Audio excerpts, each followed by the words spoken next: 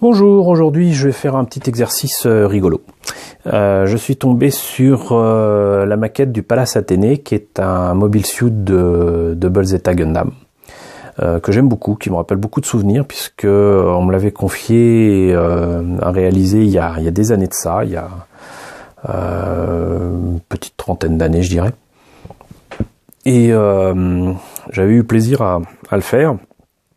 Et j'avais noté quand même un truc qui était assez chiant, c'est que le kit en question ne présentait absolument pas les armes, pourtant nombreuses, qu'avec ce mobile suit et qu'il y a dans la série.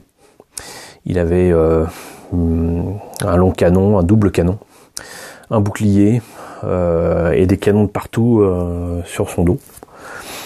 Et il n'y en avait pas, et il se trouve que, bien évidemment, dans la maquette récente de la collection High Grade Universal Century, HGUC, toutes ces armes sont présentes. Mais pour autant, il y a très longtemps, je m'étais acheté cette maquette pour moi, dans l'espoir de pouvoir la monter, la modifier comme je le sentais. Et bien des années plus tard, je me suis retrouvé avec la maquette HGUC, comme vous voyez ici. Donc ce que je me propose de faire, c'est de vous montrer ces deux maquettes, déjà en présentant quelques évidences. Déjà, il y a quand même plus de 20 ans de différence entre cette maquette-ci et cette maquette-là. On va voir ce que ça donne. Parce que si je me trompe pas, oui, ça doit être, oui, c'est ça. Ça doit être de 85 ou 86. Cette maquette-ci date de 2006, donc 20 ans, voilà. Il y a 20 ans de différence. Il y a une différence de prix aussi, forcément, et de taille. Donc voilà, vous voyez une illustration qui est sympa, sans plus. C'est pas parmi les illustrations de boîtes de maquettes Gundam préférées. En plus de ça, il y a une espèce de méca derrière qui me rappelle pas grand-chose, que je trouve absolument affreuse. Là, on voit le modèle monté et peint. C'est pas fabuleux, ça fait quand même très plastique. Par contre, j'en profite pour montrer que le kit coûtait 700 yens, c'est-à-dire à peu près 5 ou 6 euros. Donc là, encore une fois, le modèle monté et peint. Voilà. Et donc, on observe que très clairement, donc il n'y avait pas ni le bouclier, ni les canons sur les ailes, pas de bouclier, et puis pas le double canon ici. Ça y était pas, hein. Voilà. Donc ça, c'est une première chose. Et pour le HGUC, donc 20 ans plus tard, ce brave HGUC présente par contre déjà une bien plus jolie forme. Le bouclier est là, le double canon est là, les canons sur le dos sont là. Et le modèle monté et peint présenté sur la boîte est absolument magnifique. Bien évidemment, au niveau articulation, ça n'a plus rien à voir. Je ne sais pas si ça veut dire que le socle est livré avec, on va voir tout à l'heure, mais il y a ce qu'il faut pour le faire tenir sur le socle. Les armes donc sont présentes. Les pieds sont articulés, ce qui n'est pas le cas sur l'ancienne maquette. Il y a le sabre qui n'était pas non plus sur l'ancienne maquette. Donc voilà.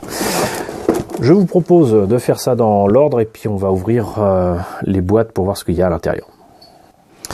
Alors pour la vieille maquette, donc elle est au moins 144. Hein.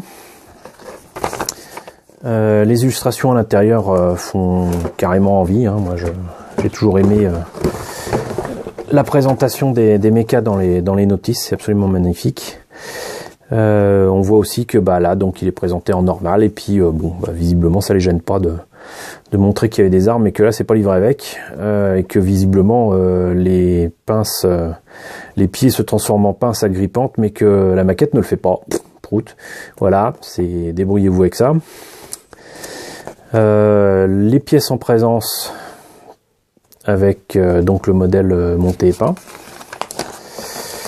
Modèle à l'ancienne, hein, donc chaque pièce doit se monter en 2 morceaux. Il faut pouvoir limer ensuite pour pouvoir avoir une surface sans les jointures et les traces de colle. On notera quand même qu'il y a des espèces de câbles qui peuvent passer du genou au reste de la jambe. Ça rappelle quand même vachement le design et les câbles qu'on voit dans les mechas de Heavy Metal Hellgame, Mais si je ne me trompe pas, il me semble que c'est le design de l'ami Mamoru Nagano, à vérifier, mais je pense que c'est ça. Alors ce qui est amusant, c'est que là apparemment il y avait une petite rondelle à mettre pour faire l'œil de la tête. Bien évidemment, c'est le genre de truc que je remplacerais moi par un petit cabochon. De même, là, il y a des trucs roses ou rouges à mettre sur les épaules. Normalement, là, c'est peint, mais je les remplacerai certainement pour faire autre chose. Donc, les ailes qui sont assez vides, et puis surtout qui riment à rien sans les armes, le buste. La tête qui est supposée être articulée, mais une fois qu'on met les câbles, bah, ça sert à rien parce que ça peut pas bouger. En plus, c'est des petits bitounious qui sont en dur, donc même s'ils mettent qu'il faut mettre ça avec des Bruxelles, bah je suis désolé, mais après bah ta tête, t'as pas intérêt à la bouger parce que sinon ça casse. On met tous les membres, les câbles, le backpack, et tout cela est supposé tenir tout seul. Bien évidemment, tout ça était extrêmement fragile. Je n'ai pas enlevé les pièces de leur sachet. Je suis désolé. Donc on notera quand même que c'est peut-être la réédition qui fait ça, mais j'avais pas souvenir que c'était aussi flashy. Coucou Rémi. Donc c'est des pièces vraiment en verre fluo, quoi. Et ça tient, si je me trompe pas, en 4 grappes. Boum. Et il y a quand même des polycaps.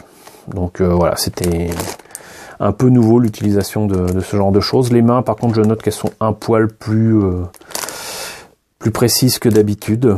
Mais on voit très bien que c'est une réédition parce que le détail sur les pièces, c'est pas ça. Il n'y a pas de flash, mais c'est pas ça. On va passer immédiatement au HGUC. Alors le HGUC, ça n'a plus rien à voir, hein. Alors modèle monté et peint sur la notice. Modèle monté et peint qui du coup a toutes les fonctions du Pallas Athénée. Je pense que là Bandai avait été à l'écoute de leurs clients, frustrés depuis 20 ans. Et le kit a déjà plus d'une dizaine d'années. On notera que donc aucune des pièces ne sera abandonnée à part quelques polycaps. On a donc là par contre une grande différence avec les modèles en high grade Universal Century. Des pièces à monter en 2 morceaux, mais les jointures sont plus faciles à travailler. Les canons par exemple ne sont pas en 2 parties, même si là cette partie là se colle. De toute façon il y a des trucs qui se mettent sur les côtés qui font que s'il y avait des jointures visibles, elles ne le seront pas très longtemps. Le backpack m'a l'air d'être un petit peu plus fourni quand même en détail. Bizarrement, très bizarrement, pas de pièces transparentes à mettre pour l'intérieur de l'épaule ici. On va voir ce que ça donne avec les pièces. Donc c'est quand même, vous le voyez, nettement plus complexe et nettement plus fourni. Apparemment il y a énormément d'autocollants qui sont fournis avec ce kit. C'est peut-être le seul défaut de ces collections, de ces maquettes de Bandai, de vouloir absolument mettre des autocollants au lieu de faire des pièces en couleur. Et donc voilà. Vraiment beaucoup d'articulations, dont les fameux pieds. Et alors, qu'est-ce que ça donne pour les pièces? Alors là, vous voyez, là, c'est fourni. Donc, les autocollants sont supposés être utilisés pour faire toutes les couleurs qu'il y a sur le mecha. Les parties grises avec une partie des articulations et des armes et des mains qui sont magnifiques. Alors, si j'évite de montrer ça dans l'ombre, ça serait pas mal. Du coup, toutes les armes sont présentes, donc il y en a un bon paquet. Les polycaps sont gris clair, alors ça peut pas dire grand chose, mais moi j'aime bien parce que d'habitude c'est noir et c'est un peu plus visible, ça fait un peu plus jouet, là ça sera un peu plus discret. Alors on notera que avec les HGUC, forcément du coup Il y a des pièces en couleur sur une même grappe, c'est toujours agréable. Donc une espèce de jaune clair très sympa, un bleu marine tout aussi sympa, une antenne vert pomme, des pièces rouges pour les tuyères. Magnifique, j'ai vraiment hâte de voir ce que ça donne une fois monté. Ça c'est la qualité SGUC quoi. Les petites épées qui vont bien, sont petites hein, pour d'habitude, pas d'habitude c'est un peu plus grand. Donc bah oui voilà, je suis assez étonné là, ces éléments là sont dans l'épaule. Moi je pense que je vais les creuser, les remplacer si c'est possible, oui apparemment. Les remplacer par des cabochons, ça sera nettement plus joli. J'en ai, en plus c'est très exactement à cette taille là et de la couleur qu'il faut. Donc ce sera juste parfait. La tête qui m'a l'air quand même d'être nettement plus détaillée que le modèle ou un 144 d'avant.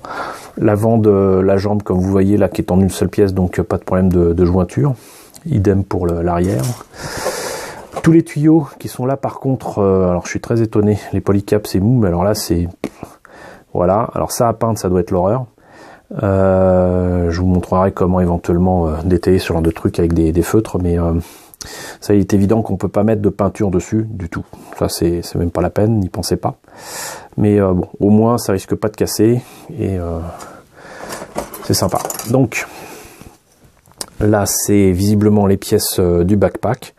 Je note quand même que le vert est quand même très cool. Hein. C'est vraiment très proche du... Bah c'est la couleur du Palace Athénée. Hein, voilà. Je ne sais pas pourquoi j'ai ça là. Oups. Et donc le reste, la dernière grappe, le reste des jambes et le bouclier, qui rappelle un petit peu le bouclier d'un autre méca de comment dirais-je, de la guerre d'un an, qui est le Gyan. Voilà. Donc on a fait le tour. Donc bien évidemment, hein, c'est une évidence, le modèle SGUC est nettement plus beau que le vieux modèle de 1985-86. Maintenant, c'est pas le même prix. Hein.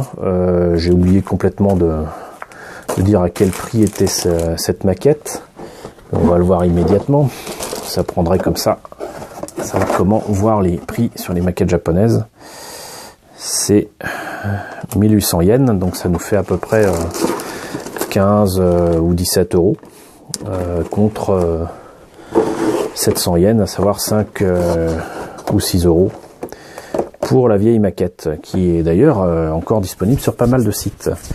Donc voilà, le choix est vite fait, hein. Si vous devez prendre une maquette, prenez évidemment le SGUC numéro 60.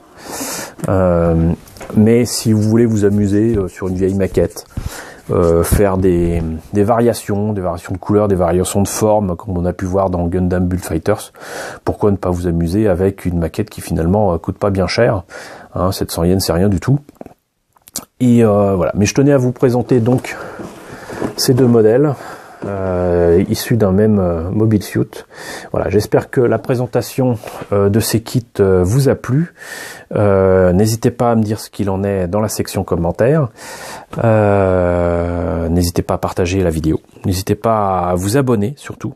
Comme ça je vois que mes efforts de présentation portent leurs fruits. Et puis comme ça vous permettra de voir que j'ai posté d'autres vidéos régulièrement. Et je vous retrouve très bientôt pour la présentation de nouvelles maquettes Gundam.